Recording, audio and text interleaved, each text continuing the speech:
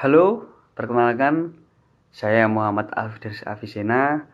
Di sini saya akan memaparkan tentang pengobatan ulcus decubitus.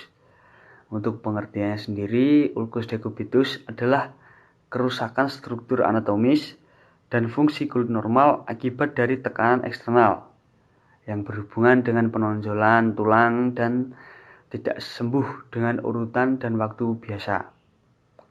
Decubitus adalah kerusakan atau kematian kulit sampai jaringan bawah kulit, bahkan menembus otot sampai mengenai tulang akibat adanya penekanan pada sirkulasi darah setempat. Walaupun semua bagian tubuh dapat mengalami decubitus, bagian bawah dari tubuhlah yang terutama berisiko tinggi dan membutuhkan perhatian khusus.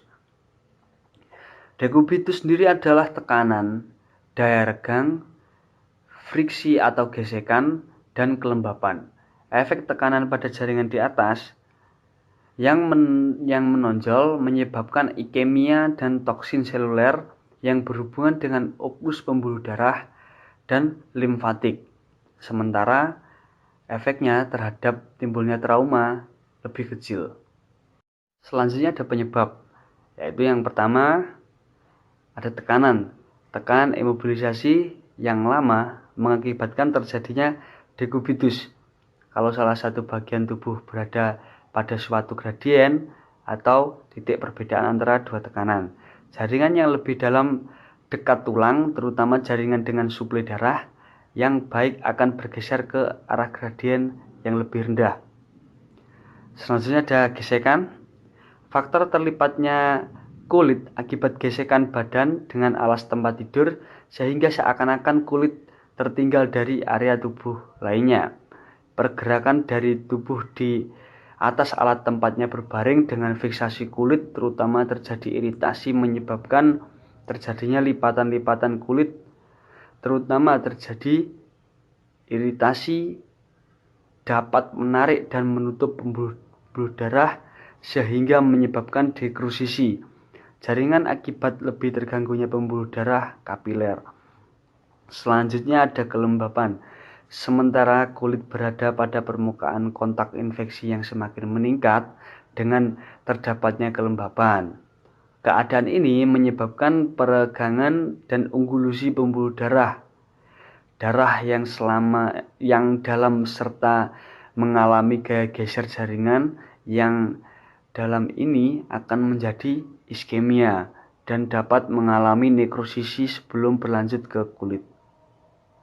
Baik, kita selanjutnya akan masuk ke pengobatan ulcus decubitus. Pengobatan ulcus decubitus yang utama dilakukan dengan mengurangi tekanan pada kulit yang mengalami luka, merawat luka tersebut, mengurangi rasa sakit, mencegah infeksi, serta menjaga nutrisi yang baik. 1. Mengurangi tekanan. Tahap pertama dari pengobatan ulcus adalah mengurangi tekanan dan gesekan yang memicu ulcus. Langkah-langkahnya yaitu meliputi yang pertama itu ada sering berganti posisi. Pergantian posisi yang dilakukan akan bergantung pada kondisi dan kualitas permukaan tempat pasien berada.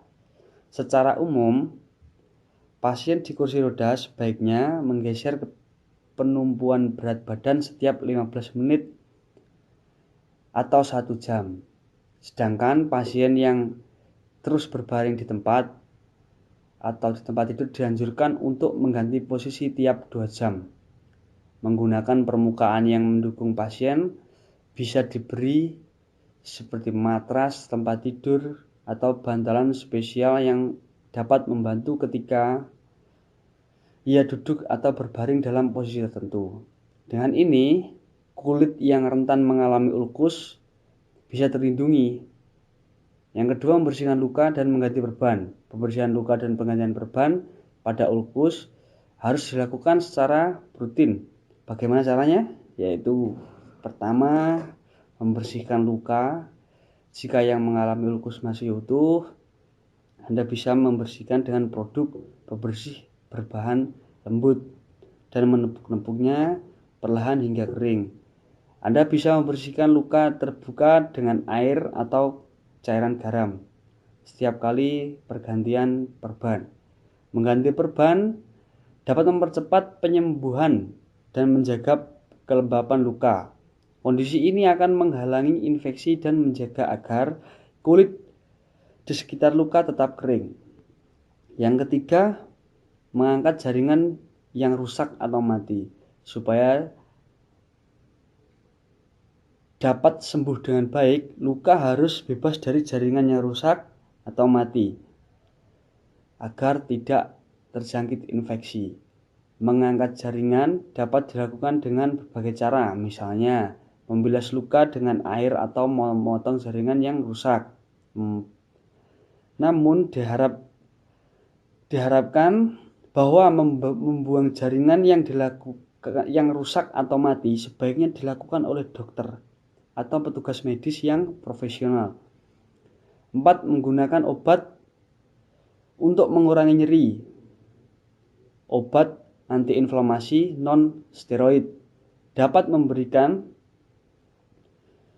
untuk mengurangi rasa sakit, contohnya seperti ibuprofen dan naprofen. Obat-obatan tersebut juga sangat membantu pada sebelum atau setelah pasien dibantu untuk berganti posisi maupun perawatan luka. Sementara obat nyeri topikal atau yang dioleskan pada kulit dapat membantu mengurangi nyeri selama perawatan luka. 5. Mengkonsumsi obat untuk melawan infeksi ulcus hepaticus yang tidak merespon dengan baik terhadap penanganan lain. Bisa diatasi dengan pemberian obat antibiotik topikal atau oral. Dokter akan meresepkan sesuai dengan kondisi Anda. Gunakanlah antibiotik sesuai dengan anjuran dokter. Jangan berhenti memakainya tanpa mengkonsultasikan dulu dengan dokter. Karena dapat memicu resistensi antibiotik, yakni kondisi bakteri yang resistensi terhadap antibiotik. Selanjutnya yang keenam, menerapkan pola makan yang sehat. Nutrisi yang baik akan membantu dalam menyembuhkan luka. Kondisi kesehatan Anda pun bisa terbantu dengan langkah ini, yaitu kita masuk ke nomor 7 atau langkah selanjutnya, yaitu melakukan terapi tekanan negatif. Terapi ini juga disebut vacuum assisted closure atau VAC dengan menggunakan alat penyedot untuk membersihkan luka. Yang kedelapan, menjalani pembedahan ulcus decubitus berukuran besar dan tidak kunjung sembuh, mungkin membutuhkan operasi. Salah satu metode operasinya adalah dengan mengambil bagian dari otot kulit atau jaringan tubuh lain dan mencangkoknya untuk menutupi luka dan menjadikan bantalan dari tulangan yang terkena. Baik, hanya itu yang dapat saya sampaikan. Ada kurang lebihnya saya mohon maaf. Semoga video ini dapat bermanfaat bagi kita semua.